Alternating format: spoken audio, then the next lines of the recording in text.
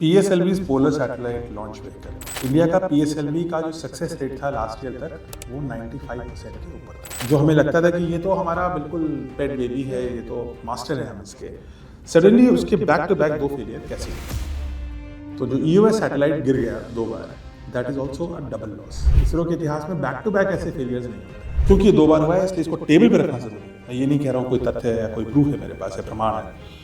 ISRO is a rising star. Gaganyaan की technology का use करके हम भारत अंतरिक्ष स्टेशन में लोगों को आदान प्रदान होगा। तो ह्यूमनॉइड को तो भेजेंगे अंतरिक्ष में, वो हमारा लास्ट टेस्ट स्टेज होगा तो इस साल हम कंप्लीट कर लेंगे। चांद पे जाने के लिए स्कूल वाले तैयार हैं, से गाड़ेगा तिरंगा और फिर उसके पास अपना स्टेटमेंट तैयार रखेगा। नमस्कार, आप देख रहे हैं टाइम्स नाउ भारत का डिजिटल प्लेटफॉर्म और मैं हूं आपके साथ प्रतिभा ज्योति। बहुत बहुत स्वागत है आपका हमारे खास कार्यक्रम डिजिटल टॉक में, जिसमें हम एक खास मेहमान के साथ बात करते हैं और आप तक कई अहम जानकारियां पहुंचाते हैं। आज के जो हमारे खास मेहमान हैं सृजन पाल सिंह जी, उनकी उपलब्धियां गिनाना बहुत ज़रूरी है। विदेश के जाने माने साइंटिस्ट हैं, इसरो में लंबे समय तक काम कर चुके हैं। तो बहुत बहुत स्वागत है सृजन पाल सिंह जी आपका हमारे कार्यक्रम में डिजिटल टॉक में। सर, आपका इसरो में रहने का लंबा अनुभव है, आपने वहाँ काम किया है। ये जो इसरो ने जो अभी अन्वेषा समेत 16 सैटेलाइट भेजे PSLV C-62 रॉकेट से, वो मिशन कैसे फेल हो गया, कहाँ चूक हो गई? देखिए, PSLV's polar satellite launch vehicle, ये हमारा वर्कहॉर्स बोला जाता है और एक तरह से India has a mastery on that. I know कि एक विफलता के बाद मैं बोल रहा हूँ ये बात, लेकिन आपको लॉन्ग कॉन्टेक्स्ट में देखना होगा। इंडिया का PSLV का जो सक्सेस रेट था लास्ट ईयर तक वो 95% के ऊपर था। यानी कि हमारे टोटल 3 फेलियर हुए थे और 62 मिशंस में से 3 फेलियर। इसके बाद लास्ट ईयर मिड में और अब जनवरी में we had 2 successive back to back असफल मिशंस। तो जो 3 फेलियर थे वो 5 हो गए हैं आउट ऑफ 64 लॉन्चेस।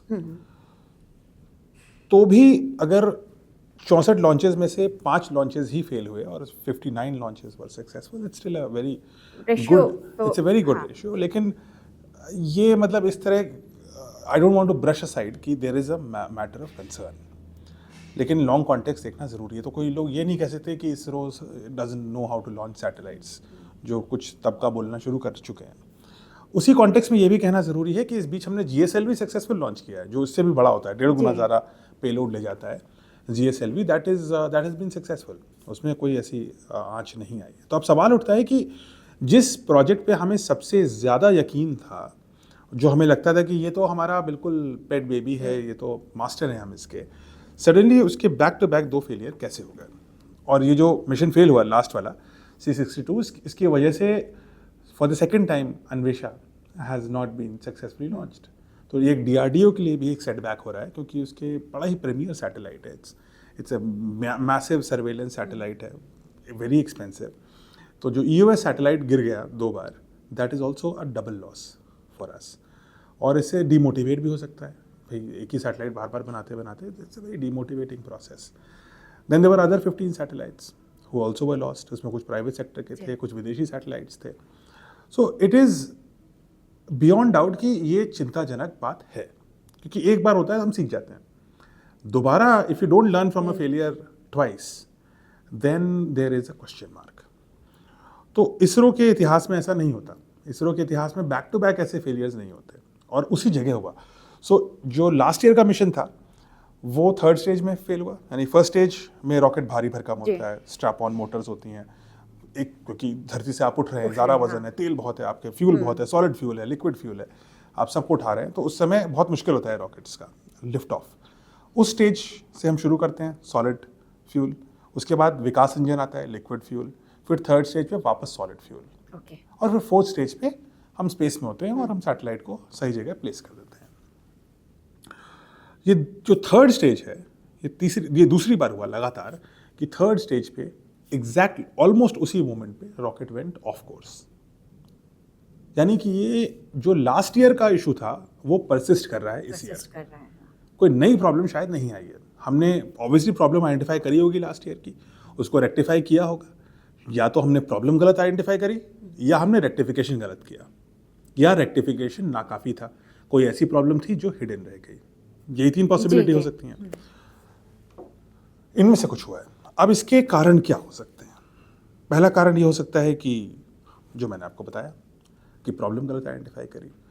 दूसरा कारण ये भी हो सकता है कि अब PSLV पे पहले हम हल्के सैटेलाइट लेके जाते थे, अब हम थोड़े एम्बिशियस हो गए हैं, तो हम PSLV को भी हम heavy satellites, expensive satellites, heavy complicated satellites हम उसमें डाल रहे हैं।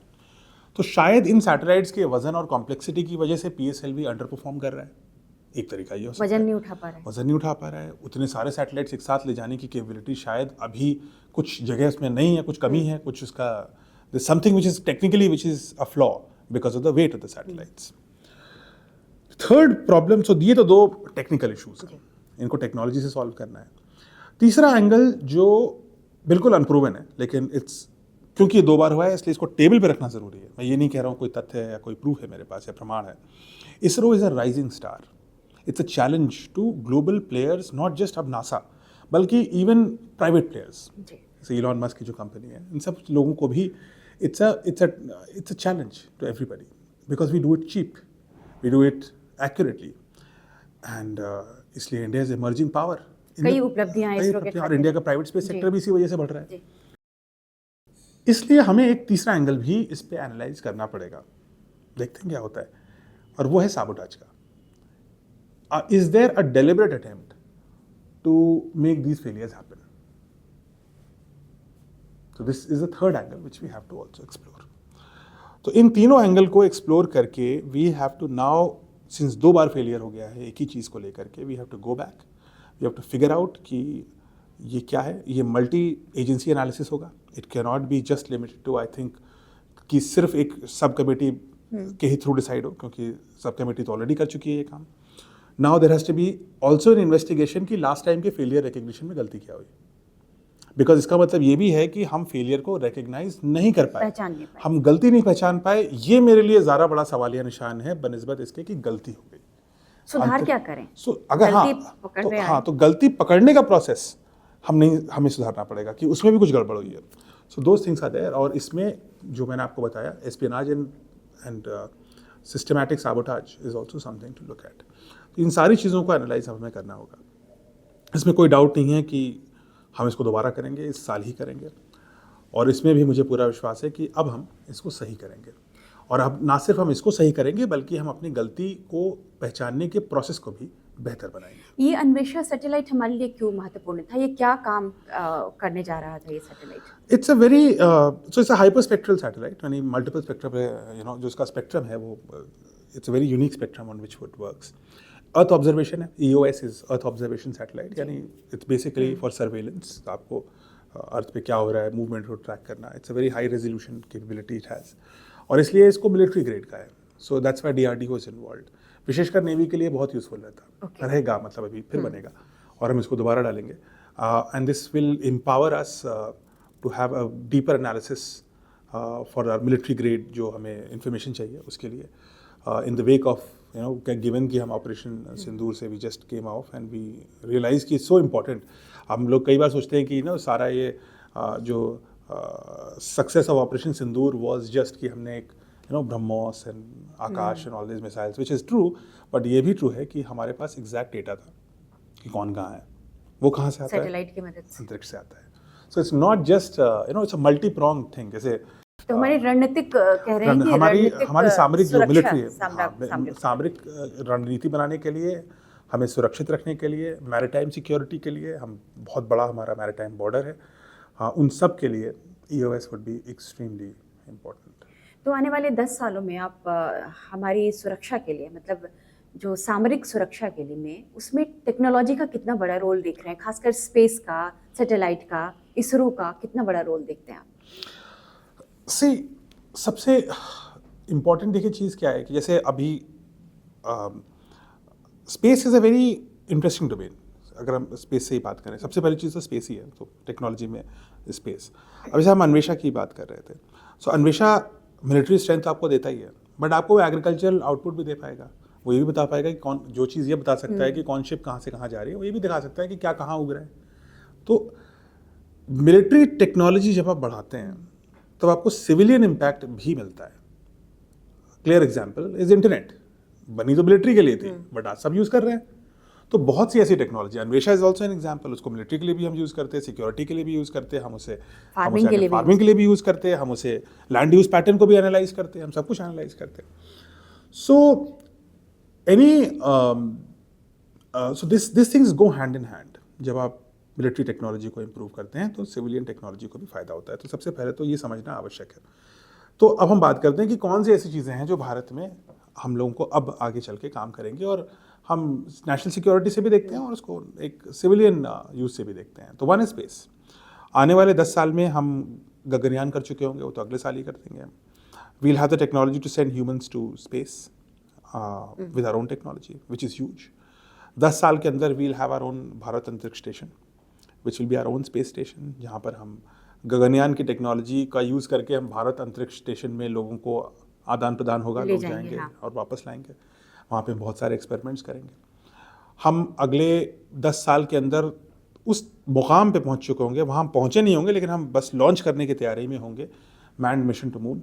यानी कि हम इंसान को, भारतीयों को विशेषकर, अब आज तक कोई महिला नहीं गई है चंद्रमा पर तो हमने कहा है कि we want to send a woman to moon also. So हम वाकई चांद पर लैंड करने की तैयारी में रहेंगे, विल नॉट बी देयर। वो भाग्यशाली महिला कौन होंगी ये तो अब अभी स्कूल में बैठी होगी किसी सही बात है, आप लोग तैयार कर रहे हैं क्लास 6-7 में बैठी होगी अभी।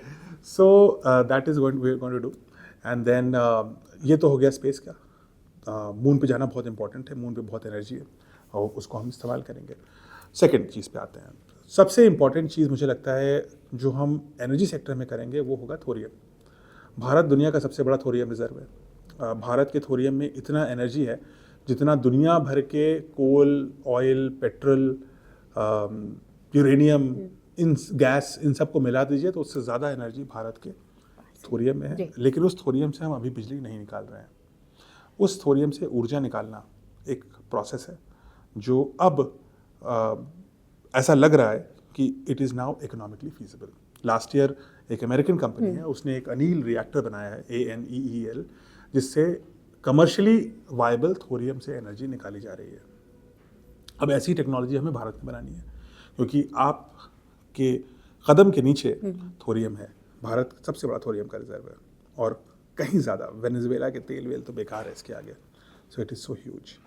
तो ये है सेकेंड टेक्नोलॉजी थोरियम पर। तीसरी चीज़ जिस पे हमें काम करनी है और काफ़ी आगे जाना है वो है एडवांस रोबोटिक्स।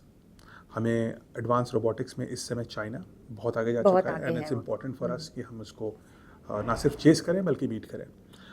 भारत को अगर मैन्युफैक्चरिंग हब बनना है दुनिया में तो एडवांस रोबोटिक्स में हमें काम करना होगा। सिर्फ ड्रोन टेक्नोलॉजी ही काफ़ी नहीं है और ड्रोन भी हम अपना खुद बनाएं बनस्बत इसके कि हम आधे पार्ट चाइना से लाएं। So that thing we have to do. And the fourth very important thing is we have to heal the climate. We cannot live in a city जैसे आप और मैं ऐसे शहर में बैठे हैं जहाँ 800-900 AQI हो जाता है, तो it is not sustainable. Pollution दूर करना भी एक पॉल्यूशन, हवा को साफ रखिए, पानी जब गंदा है तो पानी को साफ करना हमने सीख लिया। We have filters, we have all those things. We had a huge water crisis और हमने इसको ओवरकम किया है। पूरा नहीं किया है मानता हूँ मैं, लेकिन एक हद तक तो किया है। एक टाइम था जब पानी हवा जैसा क्राइसिस बनता जा रहा था। हमने कहीं लॉ का यूज़ करके, टेक्नोलॉजी का यूज़ करके वी हैव कंट्रोल। अवेयरनेस भी है, लोगों में भी अवेयरनेस है। हाँ, तो गंदा पानी नदी को साफ रखने। अब ऐसा ही हमें हवा के लिए करना पड़ेगा। It is not sustainable. अगले 2 साल भी सस्टेनेबल नहीं है अब कि हम इस AQI में जी पाएँ। इसके लिए we'll have to do something massively. और मुझे लगता है कि presently we are not doing enough. It's not our focus. We think कि टल जाएगा। 1-2 महीने पहले 1 हफ्ते की बात थी, अब 1 महीने की हो गई, अब 2.5 महीने की हो गई, अभी 2.5 महीने 4 महीने बन जाएगा। मुझे लगता है अब तो ये सालों भर की बात हो गई है। तो दिल्ली में अगर 12 महीने हम AQI चेक करते रहेंगे, दिल्ली में सिर्फ एक आदमी बात करता है सिर्फ ट्रैफिक और AQI, यही हर कॉन्वर्सेशन का स्टार्ट है। सो इसलिए this is not something which is happy society. तो साइंस के लिए बहुत बड़ी चुनौती है। There are solutions to this. See, it's not impossible to solve it, but to be honest it will not be solved by sprinkling water. The problem is much bigger now, है ना। हम पानी फेंक करके सोचें कि हम स्प्रिंकल कर देंगे, सब पोल्यूशन गिर जाएगा। That's not good. जो क्लाउड सीडिंग की कोशिश हुई, cloud seeding was a good measure, लेकिन देखिए cloud seeding is also a temporary fix. So I am not against it, it's a science, it didn't happen, वो अलग बात है, ठीक है, फेलियर्स होते हैं, बट सिर्फ एक फेलियर को लेकर के आप ये नहीं बोल सकते टेक्नोलॉजी फेल है। लेकिन at the same time cloud seeding is a temporary fix, 4 दिन बाद फिर वही हो जाएगा। It's not a permanent solution. It's not a solution. It's like बड़ा सिंपल कर रहे हैं, आपने निकाल, दूसरा आप वेदर पैटर्न चेंज कर रहे हैं, which is also we don't know the impact कि आप वेदर पैटर्न चेंज करेंगे तो उसके आगे जा करके जो कल को इसमें राजनीतिक इशू बनेगा। पंजाब और हरियाणा के किसान कहेंगे कि आप सब क्लाउड की सीडिंग यहाँ कर दोगे तो हमारे यहाँ बारिश कैसे होगी? How will we grow crops? Which is a legit concern. Obviously. So all those things will also come up, and these are realities of life. So these things have to be taken care of. The solution is on the supply of pollutants, not कि हम उसको दबा दें, कुचल दें, ये कर दें। क्यों ऐसा हो रहा है कि इतना पोल्यूशन आ रहा है? इस साल तो पंजाब में बाढ़ भी आ गई थी, तो ये जो पराली वाला एक्सक्यूज था वो भी लिमिटेड ही आप डाल सकते हैं। तो क्या एक्सक्यूज है? Delhi has to own up its own problem. We can't say उसकी गलती, इसकी गलती, इसकी गलती। You know, living here I can tell you this, हम दूसरों की प्रॉब्लम, मेरी प्रॉब्लम दूसरों की कारण है।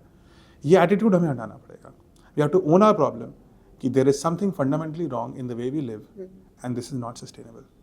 तो और ये प्रॉब्लम आज दिल्ली में, कल को पूरे उत्तर भारत में आएगी। धीरे धीरे कई शहरों से, मतलब मैं तो कहती हूँ कि आप यूपी के हैं तो कानपुर से आप कानपुर में, लखनऊ में कितना पोल्यूशन, लखनऊ में होम टाउन, लखनऊ में है, पटना में क्यों नहीं, हर हर जगह छोटे छोटे शहरों में, सहारनपुर जैसे शहरों में भी pollution has become a problem. तो यू कैन नॉट ब्लेम कि वो पराली जलाता है इसलिए सब कुछ हो जाता है। It has to be something more fundamental and we have to own up. सबसे पहला ये है कि फेलियर हुआ है, आप सीखते हैं उससे।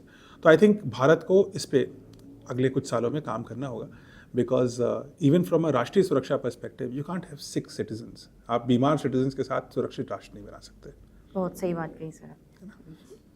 आपने गगनयान की बात कही है, गगनयान को लेकर हमारी तैयारी कैसी है? अगले साल हम इसको लॉन्च करने जा रहे हैं, कहाँ तक ये तैयारी पहुँच चुकी है?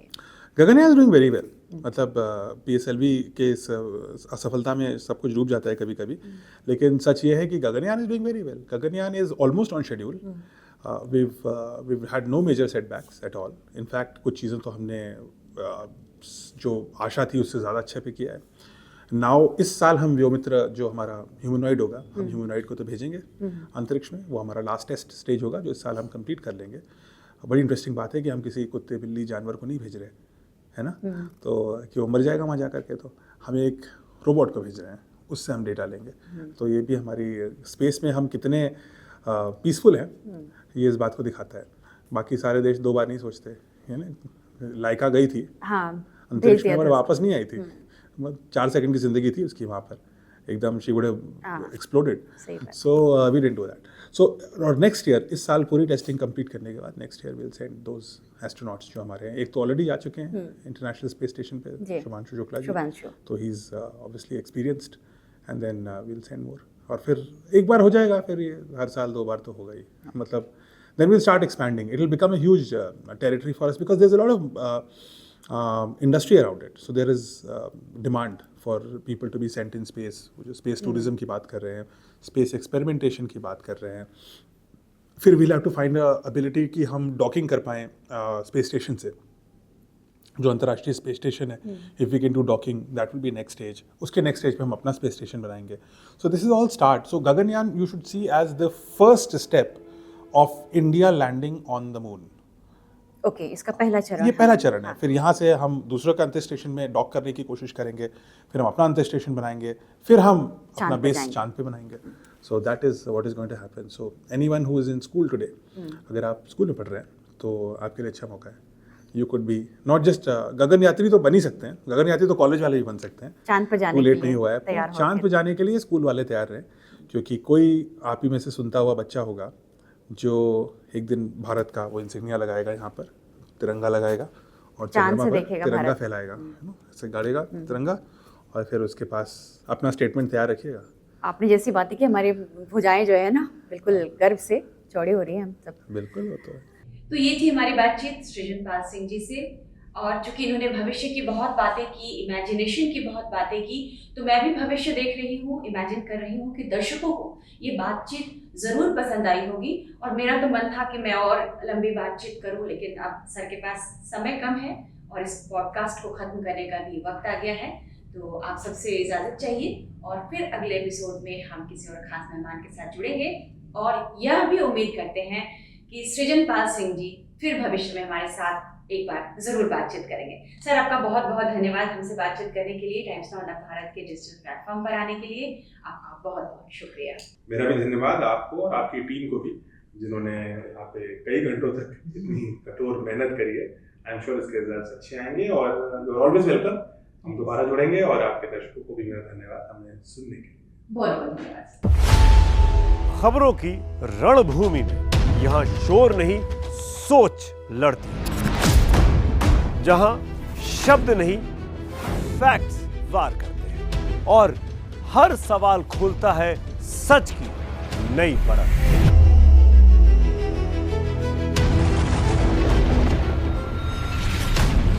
चक्रव्यूह आपके अपने सुमित अवस्थी के साथ सोमवार से शुक्रवार शाम 6:57 पर टाइम्स नाउ नव भारत पर।